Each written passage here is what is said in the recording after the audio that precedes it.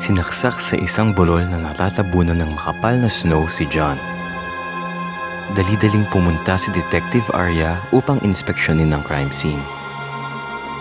Napansin niya na may footprint sa snow at may dalawang mahabang linya sa magkabilang gilid nito. Sino kaya ang dapat niyang hanapin? I-pause muna ang video at i-comment ang iyong sagot.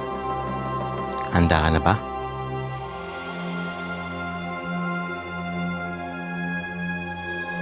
Ang dapat hanapin ni Detective Arya ay isang taong nakaupo sa wheelchair. Ang mga footprints sa snow ay kay John, habang ang mga linya naman sa gilid nito ay gawa ng gulong ng isang wheelchair. At tama nga, si Bran na isang lumpong baliw ang pumatay kay John. Nanonood ka ba ng Game of Thrones? Kung napansin mo ang mga pangalan ng mga karakter, isa kang tunay na detective.